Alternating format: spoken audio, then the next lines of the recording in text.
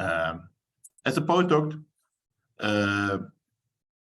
after this, Bruno moved to Atlanta Therapeutics, where this is CNS-focused RNA therapeutics company, where he leads the platform development and innovative efforts, and he's the lead in vivo pharmacologist for several internal and partnership programs.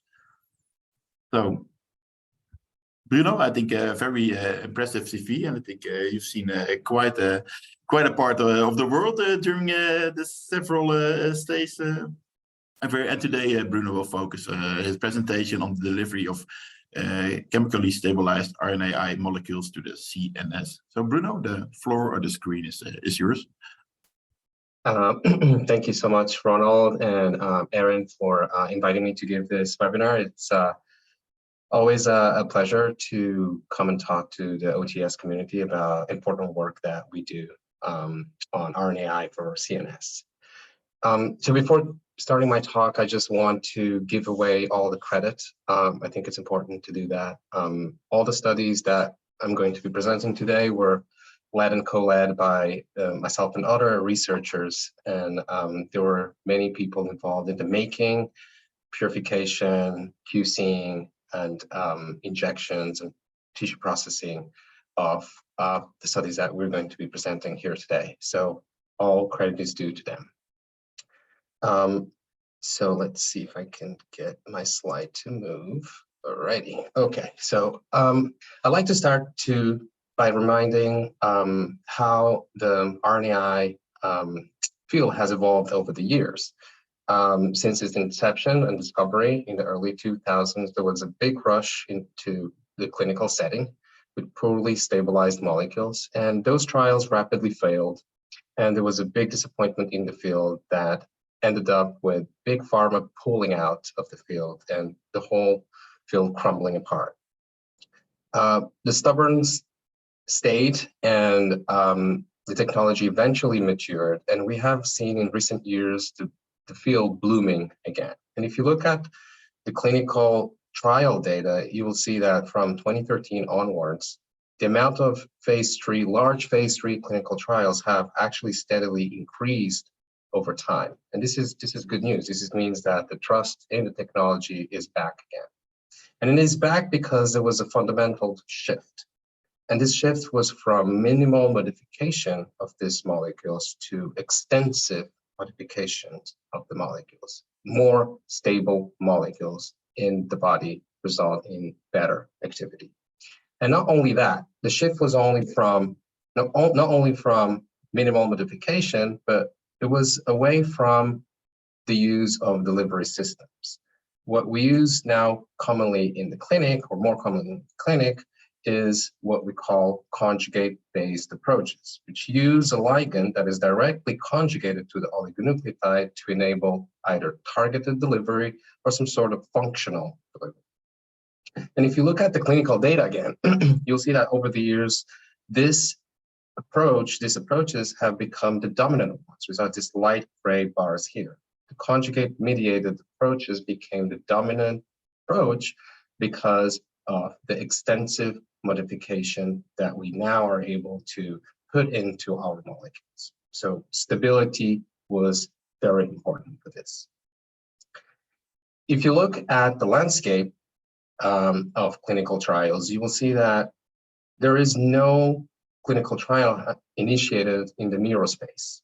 And also, if you look at the currently approved siRNA therapies, all of them are for the liver, they target the liver. The only real therapeutic that is available these days as a therapeutic oligonucleotide for the CNS is an ASO-based therapy for SMA. So siRNAs are still to enter this space, and I believe that the future is not so grim. I think siRNAs are pretty good molecules, and in contrast to small molecules where the ionophore and the pharmacophore are really intertwined, siRNAs, in siRNAs, you can develop the ionophore, which is a part of the molecule that is responsible for its PK and distribution. You can develop the ionophore fairly independent from the pharmacophore, so the targeting sequence. Okay, And I spent a couple of years together with others at UMass working on this. Essentially, we have fully modified an sRNA, so remove all RNA from it, essentially, and using some of the common modifications from the toolbox to stabilize this molecule. We have also attached particular ligands. We looked at the panel of different lipids, for example. In this case, we're attaching cholesterol. And we have been able to show that these fully modified constructs are as active as a unmodified sRNA when you use a lipid-mediated approach to in cultural cells. So you see that both lines here almost overlap on top of each other. Only the oligo that has a lipid moiety has an added benefit of a self-delivering capability. And that's what you see over here. Only the one that has the lipid can actually go inside the cells in the culture. The presence of this lipid moiety, it's important to a degree because it ensures retention. It ensures that when injected into the brain or into whatever tissue you're looking at, it ensures that it stays there. It's not cleared. And this is what you see over here. When we inject cholesterol conjugate into the brain, you see this high intensity around the site of injection. Whereas when you inject an sRNA that's not conjugated to such a lipid, you see that the signal is pretty faint. But it's not just using a good lipid moiety that matters, right? You really need to make sure that your nucleotides have been stabilized. So you don't want this molecule to be chewed up by nucleases and become inactive that way. So this is what you see in this experiment down here, that a partially modified sRNA, it's active and it's potent, but its durability of the effect wears off very fast, whereas something that is fully modified and it can be retained may have the effect for a longer period of time. So another aspect besides the oligo itself is what strategy are we going to use to target the CNS? And I'm talking about an administration strategy. Picking the right route of administration is important because this will determine which barriers and challenges your drug has to overcome to reach the site of action. And if you want to bucket what we do in discovery research, there are basically two approaches are used. One, which is direct or local administration, whereby you inject directly into the brain tissue, into the parenchyma, or you deliver into the cerebrospinal fluid by doing a ventricular injection or a spinal tap. On the other hand, you could take the approach of administering the drug elsewhere and hope that it travels to the site of action. In this case, you can use, for example, intravenous or subcutaneous injection, which is, for example, used for GalNAc to target the liver. There is some research out there that intranasal route may be also a route that can be exploited to the liver of the brain. So that's also an alternative that can be used. So today I'm going to focus on these two aspects, and the talk is going to be divided in these two aspects: direct local administration or a systemic approach. And you can think about advantages and disadvantages for this approach. No approach is perfect. No route of administration is perfect. It has its advantages and disadvantages. So when administering directly into the CNS, you will be able to administer a lower dose, and you will get potent silence within the structures. So you are administering your drug very close to the site of action. So the barriers that has to overcome to get into the tissue that you are aiming to target are less. You will also, by doing so, you will also reduce systemic exposure, which may be important for particular targets, depending on the expression in other organ systems. There are disadvantages to the local delivery. Generally require invasive procedures. So if you are conducting a ventricular injection, we're talking about a surgery, brain surgery, that will require major recovery. And even if you're talking about a spinal tap, this is still considered a fairly invasive procedure. This way of administering oligos also has limitations in terms of dosing. right? The frequency and the volumes that you can use for this type of administrations are more tightly regulated than when you're doing systemic delivery. Okay, so you will have a limitation.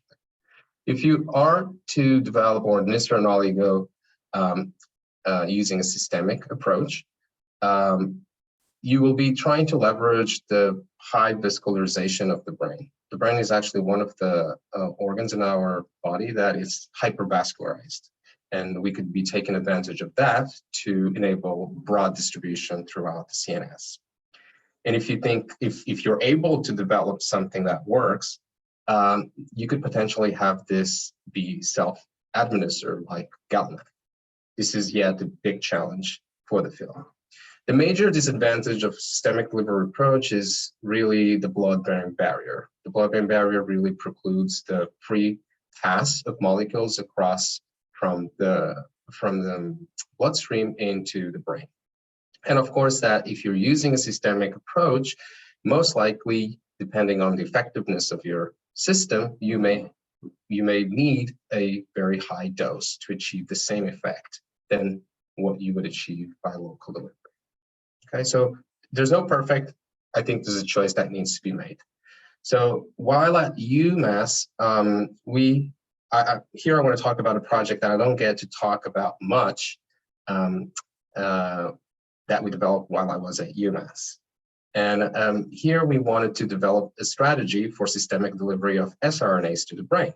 This is really a holy grail, right? It's really, if this works, this is what we would be adopting, rather than having to subject people to surgeries or spinal taps.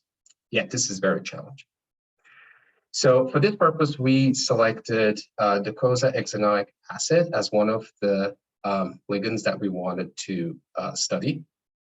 And we did so as part of like a big panel of lipids that we were looking into, but DHA really came about as an important polyunsaturated fatty acid that is an omega-3 fatty acid, one of the most abundant in the brain. And we became really interested in DHA because at the time, 2 papers came out identifying this MFSD2A receptor, that is a receptor in the blood-brain barrier that is implicated in the transport of DHA into the brain parenchyma. So we decided to initiate this project with a couple of proof of concepts. We wanted to make sure that DHA conjugates are actually able to silence and stay active when injected directly into the brain. So you can see that a DHA conjugate here really has good distribution from the site of injection compared to a cholesterol moiety. And if you look at the knockdown of the HTT target in this case, you will see that we are able to knock down the gene very potently. So overall, this was very good news. And we decided to move this one step further. So we wanted really to see if we could achieve transvascular delivery to the brain. So we took this compound and we injected a 20 mg per kg 2 days in a row in a mouse or in a couple of mice. And we sacked the mice and we were pretty disappointed with what we saw. When we inject this 2 injections of DHA, the compound mainly accumulates in the choroid plexus, which is considered a non-barrier region. No compound was really found, or very limited amount of compound was found in the brain parenchyma. And we were wondering why would this be happening, and looked further into the PK of this molecule when administered systemically. So we did intravenous injections of this PC-DHA compound, and we also did subcutaneous injections. And you can see in this graph, this is the plasma PK, so the presence of the compound in the plasma. And you can see that it drops very rapidly from the moment of injection. Even if you inject it subcutaneously, peaks very rapidly, and it's eliminated very rapidly. And when you look at the distribution of the compound after, you will see that it mostly really accumulates in the liver and in the kidney, which are considered essentially clearance organs. So our idea was the compound is not getting to the brain, perhaps because we have this first pass problem where the compound, when passing through the liver and kidney, is removed and therefore not enough of it is reaching the endothelial cells in the brain to be transcytosed into the brain. So what we decided to do was, let's gain access to that vasculature directly. Let's bypass the liver by cannulating the external carotid artery, okay, and making the injection of our compound directly into the internal carotid artery that takes the blood up to the brain. So in this experiment, we decided to do two tests. One was to look into the ability of the DHA to go into the brain without any particular help, just the help of the conjugate. But also we wanted to use mannitol. Okay, and so the injection of DHA was preceded by mannitol. So for those of you that don't know what mannitol is essentially sugar alcohol, and it can be used to transiently disrupt the blood-brain barrier. What it does essentially is creates osmotic shrinkage of endothelial cells, enhancing these gaps, which allow the compound to go through into the brain parenchyma. So we just decided to add that component into the study as almost a positive control. Okay, so when we looked at the brain after doing these injections, here are the results. And you are right, there is no red here, which means that there is very little compound in the brain parenchyma after injection of DHA on its own. But when we disrupt the blood-brain barrier, the side of the brain where we disrupted the blood-brain barrier, we see broad distribution of the compound across that hemisphere. When we went further and looked at high magnification pictures of the brain, we found out that DHA, it's binding to the endothelial cell. It is still binding, and we found that in multiple regions of the brain, not only the striatal cortex, but multiple regions of the brain. This means that probably the compound is binding to the receptor, and maybe the receptor is just not effective enough to transcytose that into the brain, transcytose the compound into the brain into a meaningful way. When you disrupt the blood-brain barrier, you can see that all the mannitol rows here are pretty red, means that the compound is there. And when DHA is transvascular delivered into the brain, you can see that it's internalized by both neurons, but also glia. When you quantify, so this is an independent method of quantification. Here we're using PNA hybridization assay that quantifies the guide strand of the sRNA. You can see that regions like the striatum, the somatosensory cortex, the hippocampus, and the thalamus, which are kind of closer to the site of like the disruption, they are the regions that get more compound. Okay, and you will see that only the injected site, only the disrupted site is the one that gets significant amount of compound. When there is no disruption, you'll see the blue bars. We do get a little bit of compound in the brain, but not to the same extent. So at this point, we were, of course, disappointed with the performance of DHA, but we decided to continue the study, exploring the transit disruption. So what we did was we conducted an efficacy study where we looked at knockdown of HTT. And you will see that the knockdown is also pretty strong in regions to which we get the highest level of distribution. And those regions are like striatum, hippocampus, somatosensory cortex. Regions that had less distribution too, like the prefrontal cortex and cerebellum, had less knockdown, obviously. So the conclusions here is that mannitol really enables like disruption of the blood-brain barrier to the point that we can get enough compound to elicit a PD response. Without it, it's for the case of DHA, it's very challenging still. When in the brain, these DHA conjugates are able to get into neurons and glia, and they are able to silence the target. This establishes a proof of concept. This type of approaches will not obviously be good contenders for neurodegeneration, but perhaps to cancer therapies. All that data and more has been published in Molecular Therapy in this paper.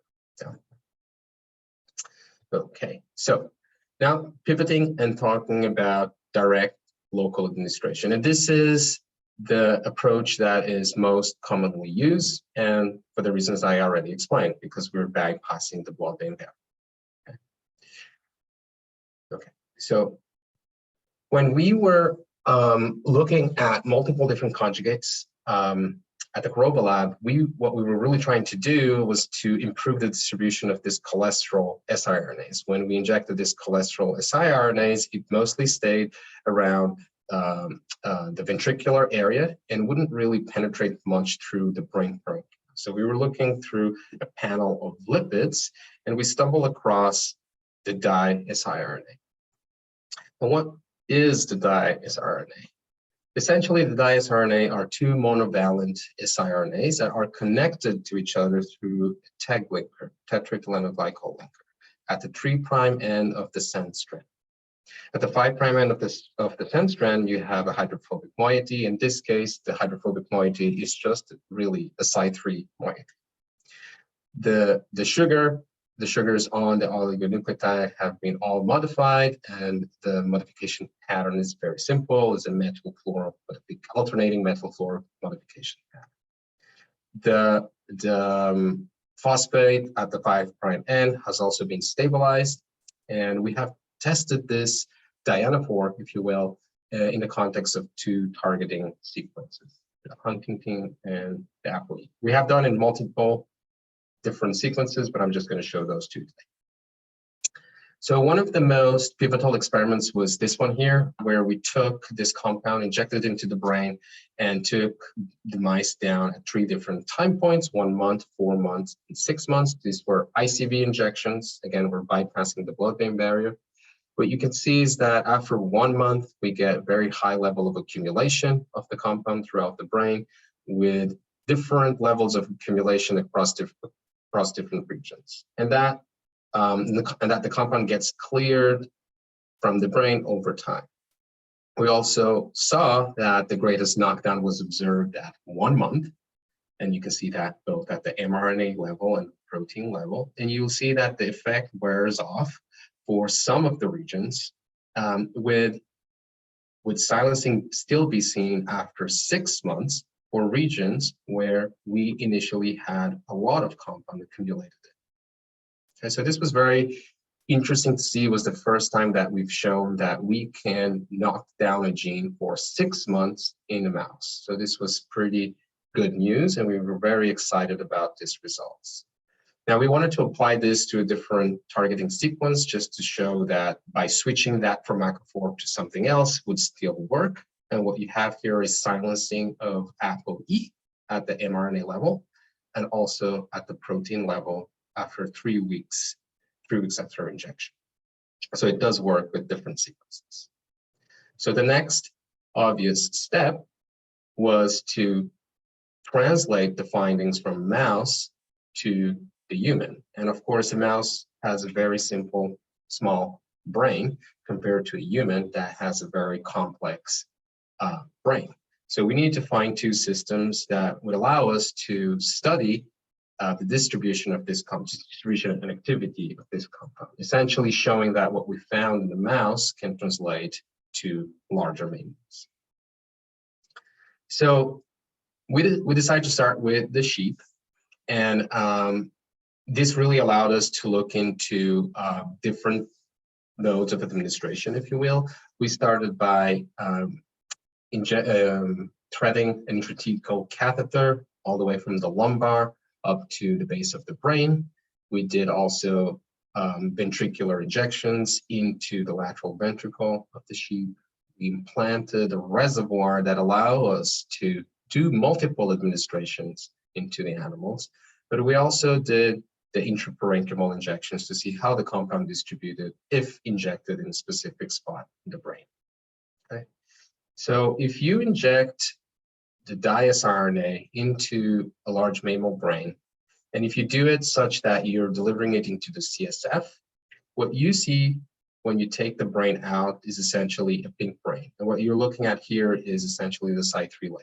Okay, so you perfuse the animal, that's what you have here on this side, and even after perfusion, the brain remains this.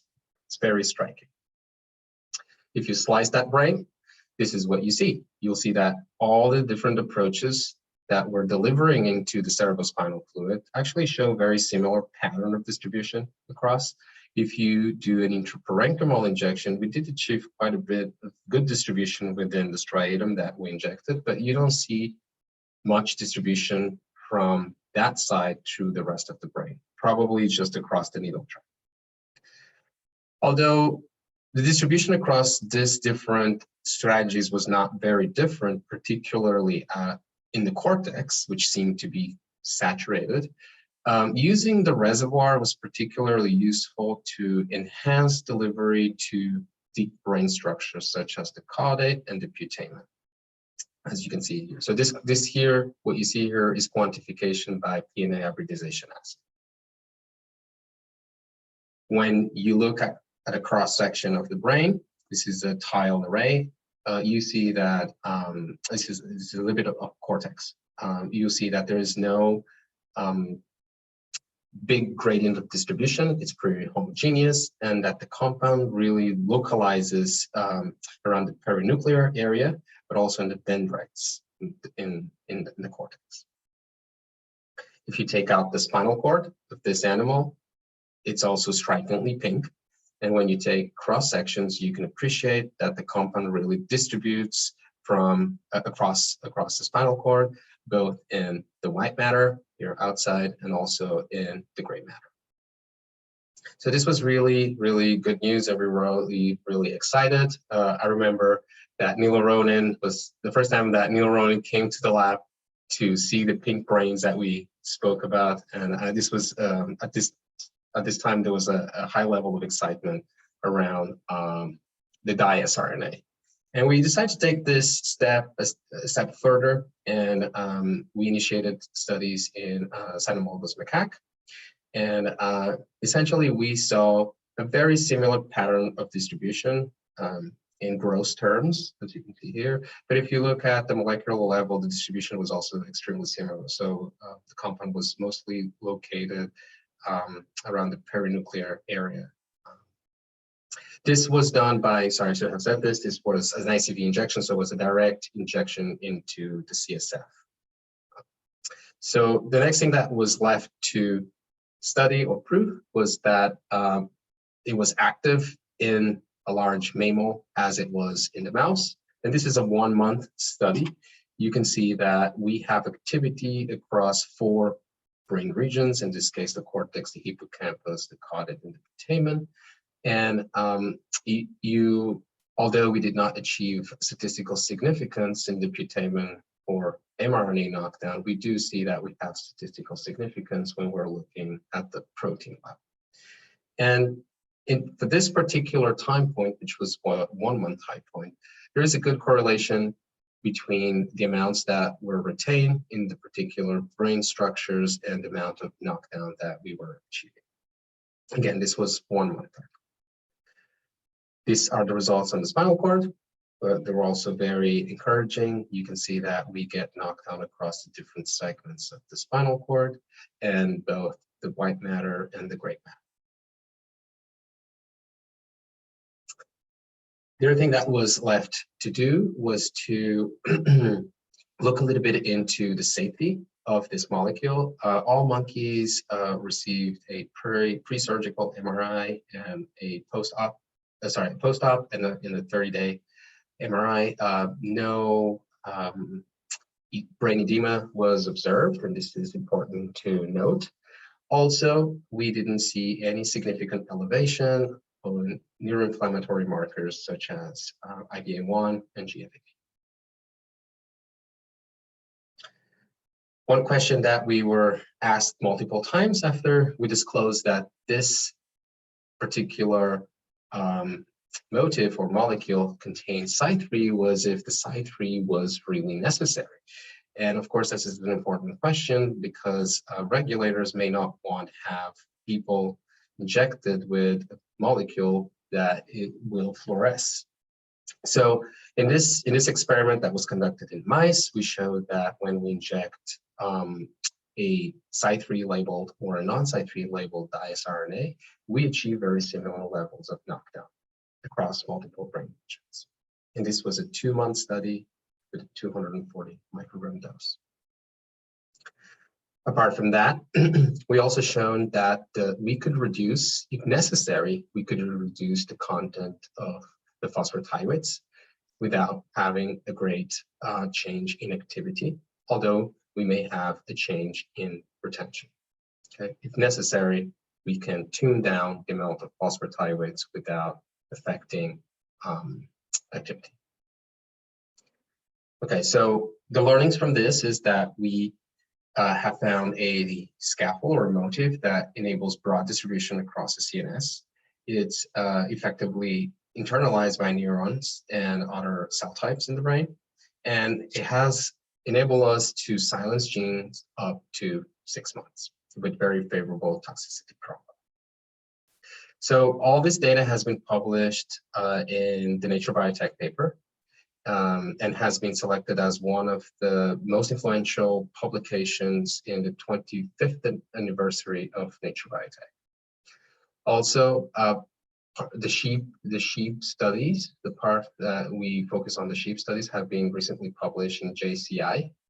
And I just want to highlight 3 people that were really important in all the studies. Matt, that works with me here at Atlanta, and Julia and Chantal that are at UMass. And of course, that this took the effort, not just the 4 of us, but and Anastasia, obviously, and Neil, but it really took the effort of the RTI village. And thank you to all of them for that. So now I want to bridge over and give you a sneak peek of what's happening here at Atlanta. So Atlanta was founded based on this technology, the branch sRNA technology that came from UMass. This technology has shown that gives us unprecedented distribution throughout the CNS with very high potency and durability. So what we've done was we've taken that initial original molecule, and we have done some SAR and have improved upon that original compound. So what I'm showing you here is a study that has been conducted in mice at 1 month after an ICV injection. And you can see that in comparison to the original compound, our lead compound is 5 times more potent across 3 different brain regions.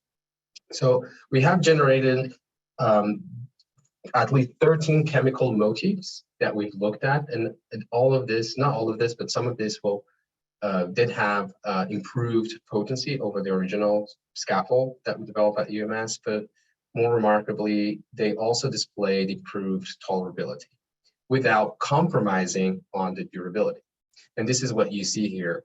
In this experiment here, this time course experiment, we have injected animals, and you can see that the effects are sustained for at least 6 months. So we're focusing on the light blue. This is protein level, and you'll see that we have knockdown of the HTT protein beyond 50% by 6 months in all these tissues. And this was achieved with a dose that was 8 times lower than what we use on the Nature Biotech. We have taken this new lead and applied it to a different pharmacophore. And here I'm showing you data from a mouse model of a neurodegenerative disease. And you will see that at the 2 dose, we injected it at 2 dose levels, and this was a 1-month study. You'll see that we have activity across a large number of brain regions, including deep brain structures like the pons and the midbrain and striatum. Okay, and we were able to modulate both the mouse gene expressed in the mouse and the human transgene. We wanted to push this a little bit further, and we wanted to enhance the amount of drug that we can actually administer without having a toxic effect. So we've worked in this drug conditioning formulation that we now use, and has been able to give us the ability of not reaching an MTD in rats. So there we have not achieved the maximum tolerated dose. We have only able to achieve the maximum deliverable dose that's based on the way that we make the compound. So based on this formulation, we have tested our lead compounds and showed that this formulation does not affect activity by any sorts of means. And this is a 1-week study, for example, of 2 different compounds. You'll see that activity is pretty potent across. And it does not also affect the durability. So this is similar to what I've just shown before. That was a short-term study. This is a longer-term study of 30 nanomole, which is a pretty high very high amount of oligo being administered. You can see that we have sustained knockdown for 4 months using this formulation. So the key takeaways is that we have taken the technology that we've discovered at UMass and we have further improved it. We are now able to achieve 6 months duration with a 8 times lower dose. We have also developed this drug conditioning protocol, which enables us to improve or enhance the tolerability and allows us to basically inject more of the dose, improving the therapeutic index. We have multiple programs going on at the moment. We have partnership programs with Biogen and Roche Genentech, and also we have a brand new pipeline of internal targets. So big thank you to the Argonauts of Atalanta. And here in the middle, we have our CSO, Amy, and our CEO, Alicia. And that's about it. Thank you very much.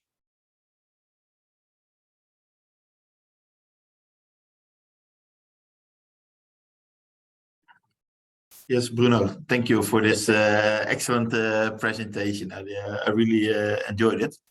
So if you have a question for Bruno, please use the chat or the Q&A function. So I can kick off with the very first question. So with the local delivery of your divalent siRNAs, what you showed during your presentation is mostly the effect on different regions in the brain. So I was just wondering, is there like any biodistribution data available where you show the effect on the liver or on the kidney of your divalent siRNAs after local ICV injection? Because this is, if you look at biodistribution of naked oligonucleotides, you see that they, although you do local injection, they tend to go to the majority goes to the liver or the kidney. Yeah, that's a very good question, and thank you for that. So if you look at the distribution of compound and quantify, yes, you will be able to find some of it in the liver and in the kidney. The knockdown in those tissues is in general very little, and probably because of that, not a big reason for concern. But yes, you're right. Even when you do a local, it's still a pathway of clearance for the drug. So the drug still gets into the bloodstream and is cleared through the liver and kidney. Yeah. Okay, so then we go to some questions in the chat. So very first question. So what is the role of PC for the DHA conjugate? What's the role of PC? Yeah, the phosphatidylcholine.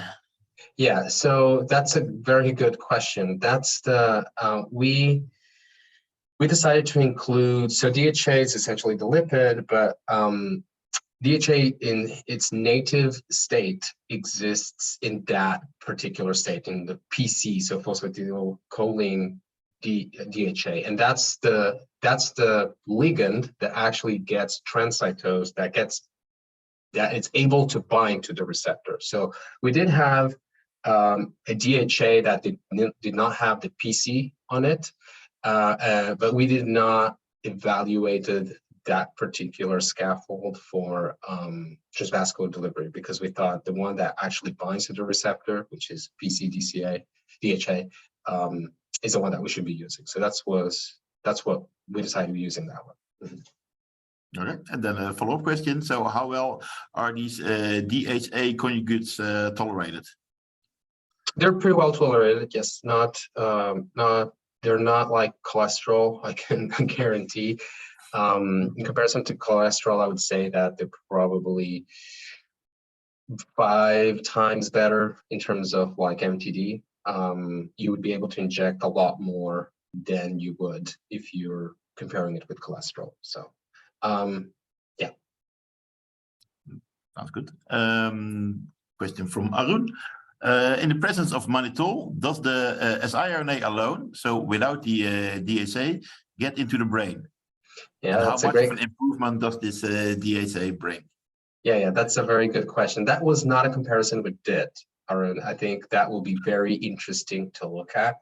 That experiment was really run side by side, and it was more, it was done such that we could have such a, not a positive control, but have something that worked, basically. I think, I believe that if you have a oligo that is not conjugated to the lipid, once you disrupt the blood-brain barrier, you will get some of that compound to, get into the brain parenchyma. Now, I don't know, because I have not studied it. I don't know if I would believe that the DHA or lipid conjugate would have the benefit of the retention, right? So something that's a little bit more hydrophobic tends to be more highly retained. That's something that it's not. So there might be a benefit from having the DHA there just for retention, but I have not made that comparison. That's a good question, and I believe you would have effect. I would believe probably less than with the DHA, but yeah, that's a very good question. Next one, I think the next one you already answered during your presentation. Maybe you can give a very short answer on this one. So, do you need the site 3 for effective delivery of the divalent siRNA? No. I think the answer is no. Don't. Yeah, no, yeah. I think you presented this already. So. Yeah, the data is there, so I think. Yeah. And then the follow-up question: what do you want to reduce the PS content of the divalent siRNAs? Why? Myself particularly, my opinion is there are some opinions in the field about the role of phosphorothioates in toxicity. So one may want to reduce those to improve tolerability. I'm not saying it's required. I'm saying that perhaps some people may want to do that. We did that just to show that it will still remain active to a certain point, and it does. I did show that it does affect retention, accumulation. I don't know if you've noticed that on the slide. I probably went a little bit too fast. It does affect retention as you remove phosphorothioates. So that's something to consider. So there's certainly a balance here that needs to be looked out for. Yeah. Then I don't forget one thing. Also, let me just add one thing. Sorry to interrupt you, Ronald, but it's hard to deconvolute phosphorothioates because the role they play, right? They play a very important role in stability. Also, they play a very important role in distribution. So deconvoluting those two things sometimes is hard, right? So there's also that. I think I fully agree on this. Then we have, I think this is also more or less a question from Jan about, I think it's a bit about the safety. So what kind of CNS adverse effects do you expect when you go to a very high dose of your divalent siRNAs? When you're working with so the acute effects, but also the later onset effects. Can you repeat that last part again? Sorry. So the acute effects that you do see, the acute CNS effect, but also the later onset effects. So what is it? Yeah, so the acute effects that you may observe if you're working with extremely high concentrations of oligos is, in general, you may observe seizures, you may observe tremors, you may observe some sort of ataxia. So those are like the 3 main ones that we may observe if we go to extremely high doses. That's not observed when we work with our drug conditioning protocols. That's one of the new things that we developed here at Atlanta, and we're really trying to implement that across things we do.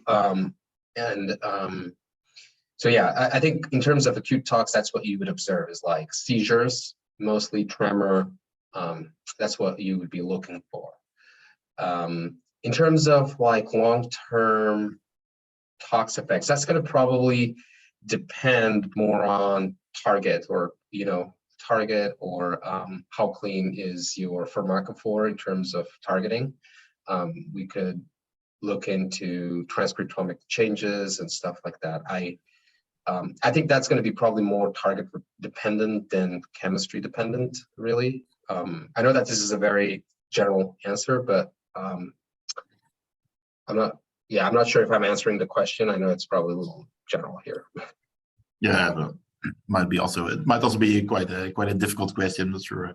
It's going to be. I think it's going to probably depend on when you're looking at chronic. It will be. Are we talking about multiple administrations, or are we talking about effect of one single administration? So I think this question would require kind of a conversation. Yeah, fully agree. Maybe you can comment a bit on this. So how to compare this versus? I think there were a few publications with the ASO gapmers. Some disappointing results, especially in the phase 3 clinical trial for Huntington's disease. So can you compare the safety profiles of both compounds? Yeah, I think that's a good question. Despite the discouraging results with the different modality, I think I generally I like refraining of comparing across modalities. Is not really a fair comparison here. It's a different chemistry, it's a different mechanism of action. There's too many different things, I do agree that they may be cousins, but siRNAs and ASOs, but there's some fundamental differences there that's why I kind of want to refrain a bit of commenting too much about that. What I can say is that currently what we were doing is trying to make sure that we don't observe any of the tox effects that have been observed with those modalities, right? In terms of neurofilament or even like in terms of edema or such. Okay. The question from Fabrice. What are the factors that impact the lifetime? Any differences between the mouse or human models? In terms of what? Sorry, I missed the first part. What are the factors that impact the lifetime? I think the lifetime of the compound. The Divalent RNAs. If we expect any difference in terms of like what we would find in a mouse versus what we would find in a human, is that what? Yeah. So if you compare in terms of like metabolism, usually rodents are considered to have like higher metabolism or faster metabolism than humans do have. So I don't think it's a straight line comparison really, but I would expect probably similar, if at least, I wouldn't expect in human to be much worse than what we're seeing in rodents, if that answers the question. No. Next question. So can you comment on the chemistry of the Divalent siRNAs with improved potency and durability? It's talking about the chemistry of the siRNA used at Atalanta. Is that? I guess, yeah. So yeah, I cannot disclose that type of information for obvious reasons here. I have to respect the company here. What I can say is that it's different from what we've done at UMass, and it's improved from that. Very much focusing on what we know and how we think that AGO works, for example. And so it has been improved, but I cannot tell you what the structures are.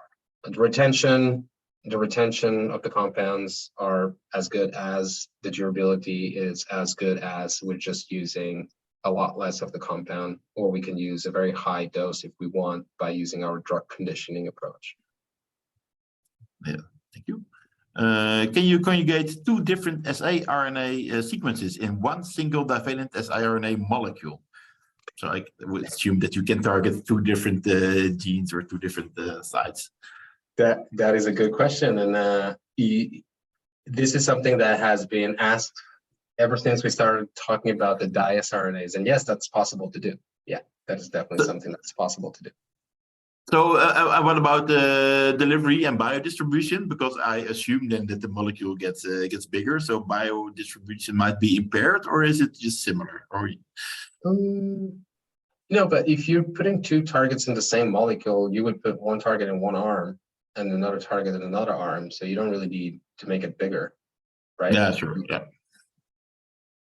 So we're yet to explore, multivalency. We don't know how that's going to really affect it. So there are some studies from an Estates lab looking at multivalency and from John Watts for other applications like pulmonary, and there seemed to be some interesting data there. I have not really looked very close at it, but multivalency could also be an approach of enhancing delivery. Yeah. A more mechanistical question from Semi. It's about the mechanism of delivery. So regarding the 6-month knockdown, so are the siRNAs in the endosomes and slowly entering the cytosol over 6 months? Or do the siRNAs enter the cytosol early and stay stable in the cytosol over 6 months?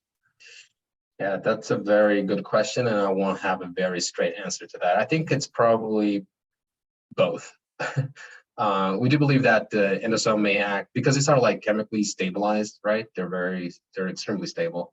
So compounds may stay in the endosome for longer periods and be released over time. So the endosome would act as a depot over time. Also, loaded AGO will remain loaded for a long period of time. So whatever gets loaded is also pretty stable when loaded. So there's also that aspect. So I think it's both. It's like there's a depot going on that allows for duration, but also whatever's in there and available for loading or loaded, it's also very stable, right? So. Next question from Acute. How relevant do you think receptor reports on hydrocephalus in humans treated with PS ASOs might be for your designs? So I think it's the question that I just asked about the Huntington disease study. So it's I think in the Gapmer ASOs, hydrocephaly is observed lately in quite a few studies, right? Yeah, Does it also count for your divalent siRNAs? No, we have not seen that. We have not seen that. No, and that's why I also highlighted that part when I was presenting the MRIs, because that was not even seen with the original molecule at UMass. So that's something that we have not observed. It could be modality related, it could be specific to Gapmer ASOs, or so I don't know if there's a direct cross comparison, right? It's something that we'll now be looking for and everyone is looking for, because nobody wants to cause that in patients, right? But we have not yet seen it. That's what I can say. Okay. Question from Hassan. Is the silencing in the liver or in the kidney increased when you increase the dose with your new formulation? So I think the formulation you developed at Atalanta. That's a question that I do not know the answer. I don't want to give the wrong answer. I don't believe so, Hassan. I do not believe that that's the case. But I would need to go check. Oh, then I have a related question to this from Lauren. Where are you in time relative to an IND filing? I cannot be talking about those things. Yeah, I wish I could just come here and tell everything, but I can't really. We can always ask.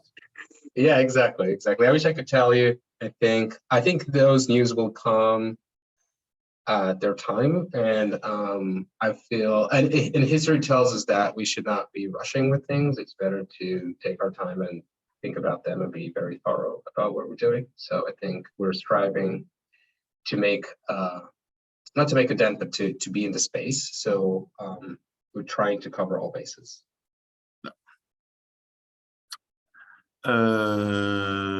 What is the effect of Divinitys RNAs if delivered systemically? Any benefit comparing to other modifications? Yeah, that's also a very good question. Actually, if you administer this compound, this is from off the work that we've done at UMass. If you administer this compound subcutaneously or IV, you do see that their PK profile, it's better than the monovalent siRNA. And this is kind of it's not obvious. It's kind of obvious, but maybe not so obvious to all of people, to everybody. But because you're increasing the size of the molecule, you may get the molecule to be beyond the cutoff for kidney filtration. And if you are beyond that, you really get a longer PK profile in the blood, which sometimes does allow for a greater distribution to other tissues other than the liver, for example. So you get increased distribution to muscle and to other organs if you maintain the compound for a little longer in the bloodstream. So we've done some of those studies at UMass. I don't believe that we have published anything just yet, but there has been a bit of, we have done some of those, yeah. Okay. Question from Leo. What is the difference in delivery of divalent versus single siRNAs with the same delivery vectors in brain?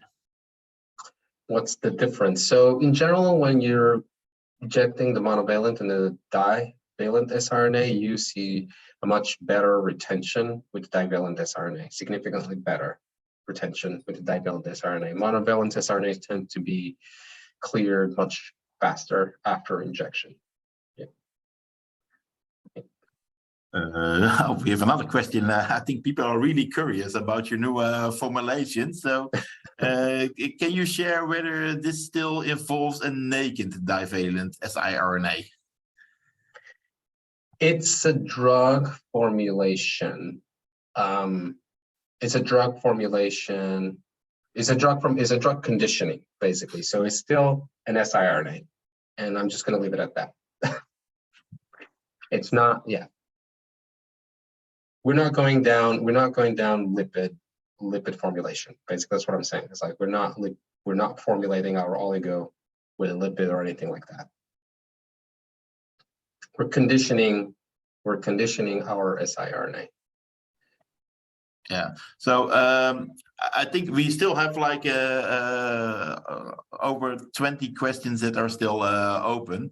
Unfortunately, we are on the time limit of this webinar. I saw a question about availability of the webinar. So the webinar will be available most likely tomorrow or the beginning of next week via the OTS website.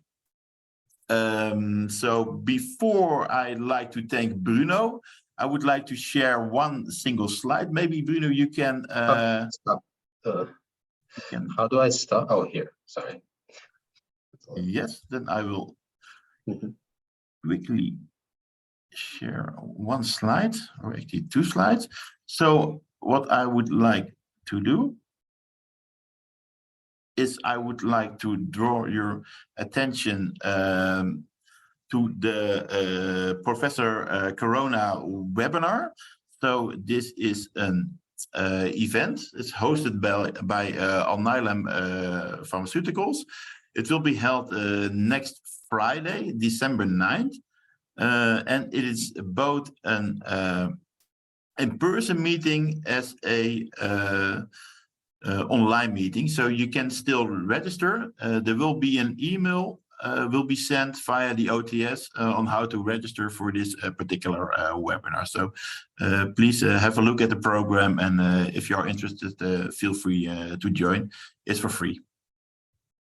So this is what I wanted to share with all of you. And then Bruno, I really would like to thank you for your excellent webinar. Thank you for the also for the excellent Q&A session. Lots of questions were still open, and thanks a lot. And to the audience, thank you for joining. And we see you at the beginning of next year with the new 2023 webinar series. Thank you so much, Ronald. Thank you.